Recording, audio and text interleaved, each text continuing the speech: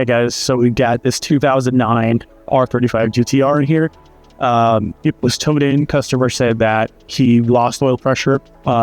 Thankfully, he turned it off as soon as he could, pulled right over, and it hasn't started since. So we verified, definitely doesn't have oil pressure. We did that by hooking up the mechanical gauge, let it run for just a few seconds and shut it off immediately.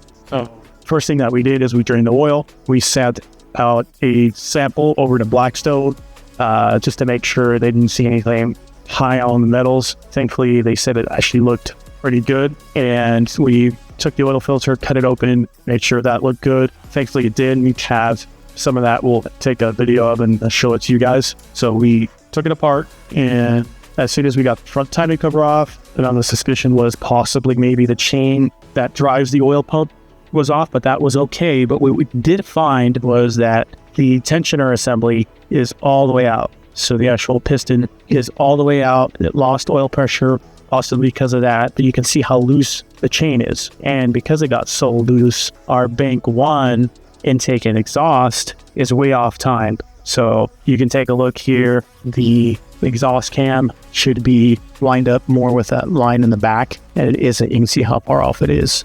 Same thing with the intake. So if you compare it to bank 2, you can see how it lines up with the hash mark in the back. Much better, right? So there's that. So that is one big issue. But again, this isn't really the cause of why we lost oil pressure. Is it because the oil pump went bad? Possibly. So we pulled the lower oil pan off, and we had a good surprise. So we'll shoot over that. But let's take a look and see what happens. So really classic on a VR38, when you have the chain so loose over time, and this has been like this, for some time. You look at the backside of the front timing cover, and you'll see here on these ridges, these little ribs that you have here, where the chain was eating away at the cover. So that's another way you can tell. But let's come take a look at the oil filter and then the surprise that we found when we pulled the lower oil pan off. All right, guys. So this is the oil filter, and we cut it open. There's a little bit of oil down here, and honestly, it's pretty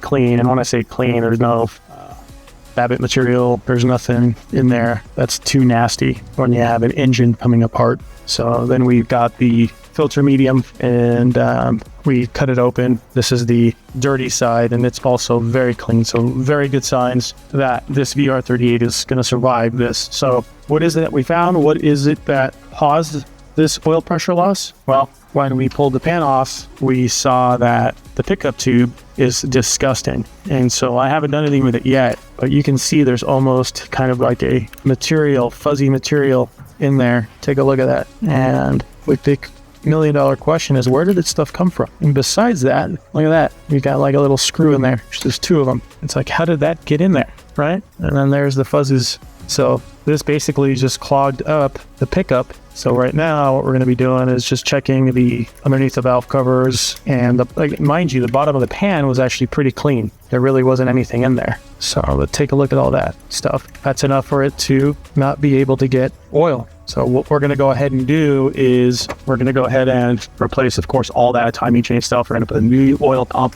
on it and clean everything super well, and then we'll get it back together, and we'll report back, hoping that VR38 survived. I'm sure it did based on what we've got here. And thankfully, the customer shut that thing off as soon as he saw oil pressure warning light.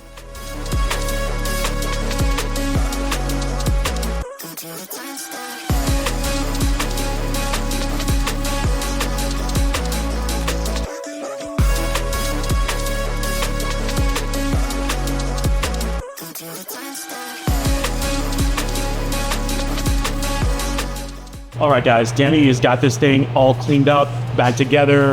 As you had seen, the thing had jumped about 2 teeth on the bank 1 side. So everything is brand new. We also went with the CZP rear timing cover, oil gallery gaskets with the optional hardware. We got those bad boys while it tied it in. Brand new crank gear, brand new chain, gears for all the oil pump drive stuff. And we're ready to get the main cover back on and hopefully by the end of the day today, we'll have this thing fired up and hoping the engine is okay. Because again, remember, this thing had no oil pressure for a little bit of time. We sent out that oil analysis to Blackstone. They basically signed off on it, said that it's pretty good, but that's, you know, that's never a for sure thing, right? We were just trying to do our due diligence to make sure that it wasn't something super catastrophic, and we're going through all these hoops to try and get this thing to run when there could be an immediate problem already. So thankfully we got to the bottom of what was causing no oil pressure.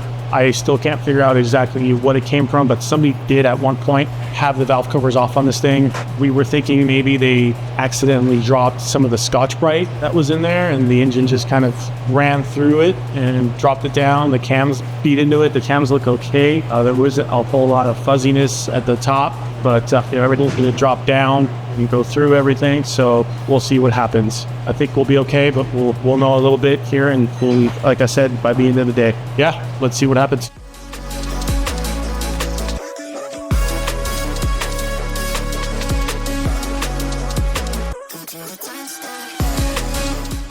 All right, guys, so timing cover is back on this GTR. We did the oil pump. So we replaced the oil pump for a brand new one, the strainer, and then we ended up doing the timing chains, tensioners. Of course, with that job, you also have to do valve covers. So here we are putting everything back on, putting the accessories back on. So pretty shortly here, we're going to be able to turn the car on and then see what the damage is from running this engine at zero oil pressure. I mean, the customer states that he shut it off as soon as he saw or got the zero oil pressure notification, but we will see now. I mean, once we turn it on, fingers crossed, it's not as bad, but yeah, like I said, we'll see. All right, we've got this thing all back together now, ready to get it fired up. We did do some cranking over to get a little bit of oil pressure, so it's a good promising sign. We pulled the mechanical gauge off just because it's a lot of work to get in there to remove it, put the factory sensor back in. We did replace the factory sensor since we were there. Higher miles, might as well put a brand new oil pressure sensor in it. So we're ready to go. Danny is ready to start this thing up.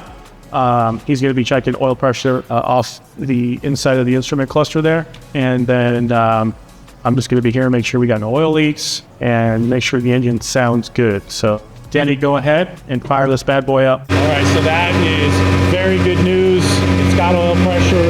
Danny gave me a thumbs up, and the engine sounds good so far. So we'll let it warm up a little bit. We'll rev it up just to make sure we don't have any unwanted noises, but it sounds really good at this point.